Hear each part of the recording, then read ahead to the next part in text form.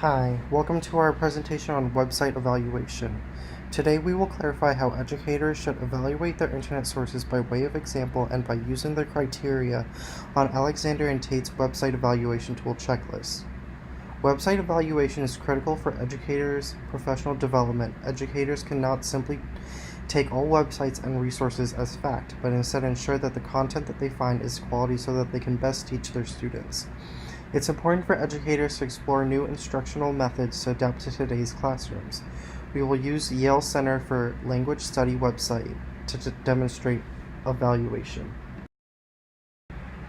For authority, if you go under Home to Welcome to People, we find the contact information for specific people involved in the department. We do not, however, know who is responsible for creating and maintaining the website. As we can see, there is a phone number for a help desk and an email for general inquiries to the department. This does not lead us to an author.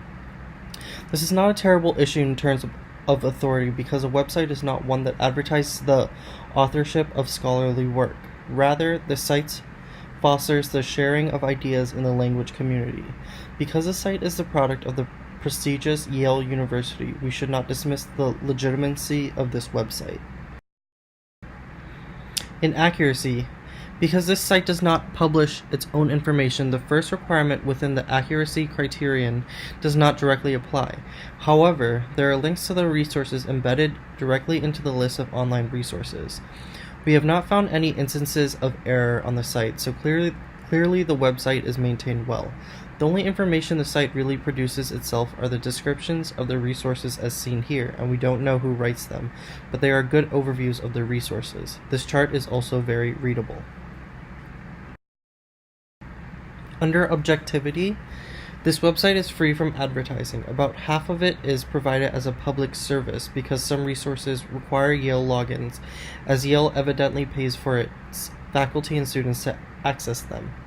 Once again, the purpose of establishing this site as a collection of resources is clearly stated under for faculty and mission as a community. So the site is created with intentions of aiding professional development. This can be seen as an innocent bias because they have the goal of getting something done a certain way.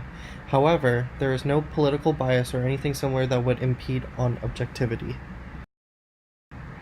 Currency. As you can see from these screenshots, posts have recently been made on this website. The online resources also appear current because tools like Vocaroo and VoiceThread are tools that are talked about and used in classes we've personally been in.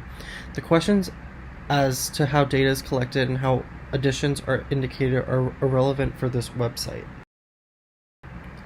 Coverage. The premise of the site is sharing educational resources in order to improve teaching, and additionally has a section on Yale faculty development, so it very much so covers the topic of professional development. The page seems complete. There are no areas that have not been worked on. Print equivalent and copyright laws are not applicable measures of currency for this site. In our conclusion, the evaluation of this website is unclear, but has reputable authority. It links sources, has an objective, there's recent maintenance, it spans professional development, but questionable organization. For example, why is online teaching tools and resources the only item below resources, and there are multiple instances of poor organization. Some examples of the uses of multimedia include screenshots of word/layout of site. There are pictures to help people associate criteria. There are audio files, spatial contiguity. There's signaling, coherence, multimedia, and voice and personalization. Thank you for listening to our presentation on website evaluation.